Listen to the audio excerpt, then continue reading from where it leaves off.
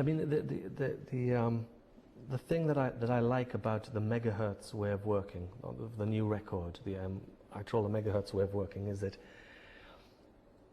the music is a lot richer than most of my pop songs. Most of my pop songs, you can get a piano or you can get a guitar, and you know, you strum your way through them, like anyone's songs, really. Whereas I feel at megahertz, it is difficult to reduce it to that kind of a sound world. It's more complex than that. You have all these independent lines, the string lines and the trumpet lines, and they all interweave. And I like that as a listener. It's what I like in music. I like a bit of richness now and then. But I'd never really done that myself. You know, all of the other Prefab Sprout records, I feel are they're slightly more conventional than this. Whereas this, it is. For example, I mean, you know, you have there are at least you know 7 or 8 more instrumental pieces on this, where you have a chance to have your own thoughts while the music is going. Whereas if there are always words there, then the singer is telling you almost what to think or what to think about. And I'd got a little bit tired of hearing myself, so it was a holiday for me to have someone else speaking the megahertz track, and then to have all these instrumental things where you could put them on in different circumstances. And I suppose if I'm absolutely honest, it was a record of my own that I could listen to without getting in the way of it. Sometimes I feel like I get in the way of the records because I'm always singing, I'm always pushing my thoughts on Jordan to come back or what have you. Whereas this, it just leaves a little bit of space after megahertz for people to have their own thoughts to it. How do you mean by it? I mean that lyrics fill up the sort of the intellectual space. You're listening to something and you hear the lyric. It's very hard to ignore it.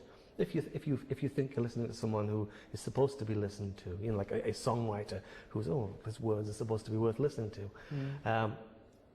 So you don't give me some space to make up my own song. Yes, that's right. I mean, you might think, well, I've bought one of your records because I like to hear what you do. I understand that point of view. People think, well, you know, I would buy whoever it is, whether it's a Leonard Cohen record or a Bob Dylan record, because you want to hear what those people have to say.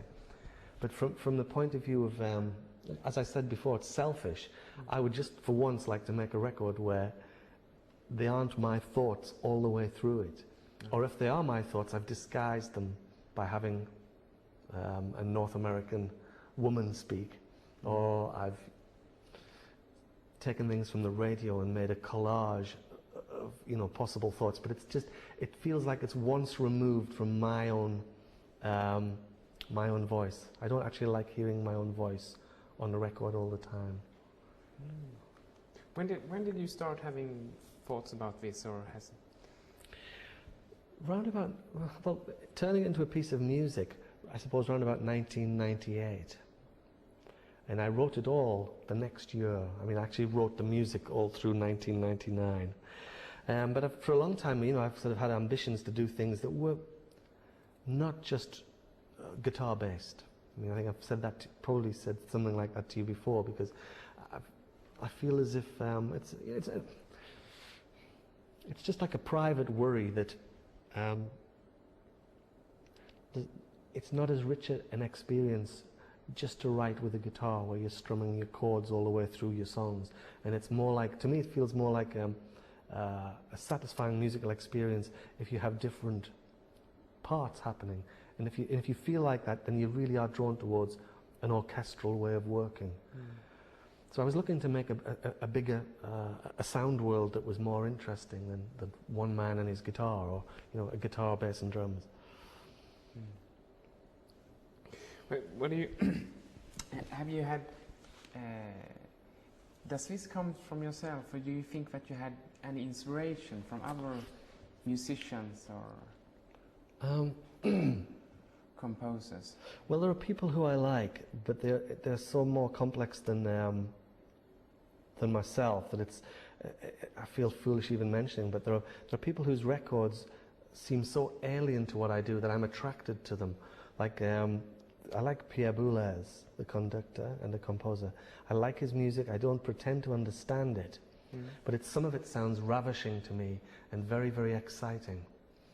And I suppose because there are things like there are things in his music that I wouldn't even know how to approach. For example, the fact that you lose a conventional sense of musical time. Like there's no pulse, no ordinary pulse in his music. It's sort of here and there, and vibraphones and harps, and things seem to happen on some other time scale. And I like that, but I can't really say that happens in megahertz. It's much too conventional and rigid for that. But it's the sort of sound world that I like. And my own tastes in classical music are probably early 20th century, like Ravel or Debussy, late 19th, early 20th, or Stravinsky, which are, a lot of pop music is drawn for that, the ninths or the 13th chords that you'll hear in music. It seems to me that they come basically from Debussy or Ravel, and I think I have that, as if I lean on that as a sort of, as a texture that I like. But it's very moving listening to this story that this woman and girl tells us in the opening. In megahertz. Yeah. Well, I mean, there are things in it that I like the combination of. I wanted the combination of very, very ordinary things, very ordinary phrases like. Your daddy loves you. He just doesn't want to live with us anymore. Which I pieced together. I pieced that together from a radio program. I heard some woman saying something like that. And then I wanted to mix it in with more elaborate poetic language. Or when I say poetic, I mean really language that's a bit too rich and a bit too ripe. I kind of like the clash between them two, the Wagnerian, a prince riding through Wagnerian opera. It's very grand, but you put it next to something that's simple and it's not quite realistic, and it's not entirely fantastical. It's sort of somewhere in between the two, which I realize, people might think that's a kind of pretentious way of working, but to me it makes it keeps you on the edge of your seat, but you think, who is she? Where is she speaking? How old is she? All those details are blurred by not being incredibly specific or incredibly down to earth. So it has to be a mixture of things. I hope that works. I mean, I think it is quite rich, and I could understand how I'm a bit defensive about it. I can see how people might not take to that, but no. I felt moved to that's how it should be.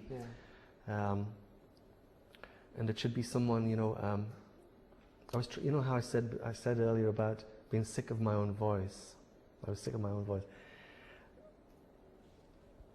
This is a way of like having your cake and eating it.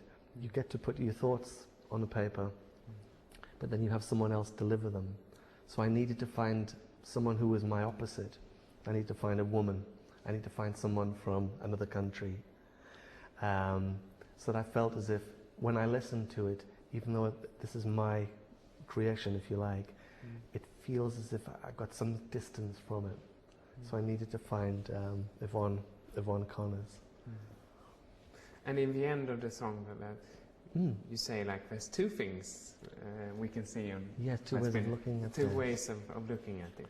Yes. Of the story, how it. Yes. Well, it comes back to the idea that any memory that you have is what you build your sense of the world on. If you pick any incident from your life, you can polish it until that becomes the center of your experience. Whether or not it's the truth or not is it's debatable. It's a bit scary when you get down to thinking like that. Because I've often done that. I can tell myself, for 20 years I've written songs and that's what I've done. But that's only one way of looking at your life, and that is only one part of it. And someone else might say to you, but really you haven't made that many records, or you've not written that many songs, and in between that you were busy doing something else. And that interests me. What you choose to believe is yourself.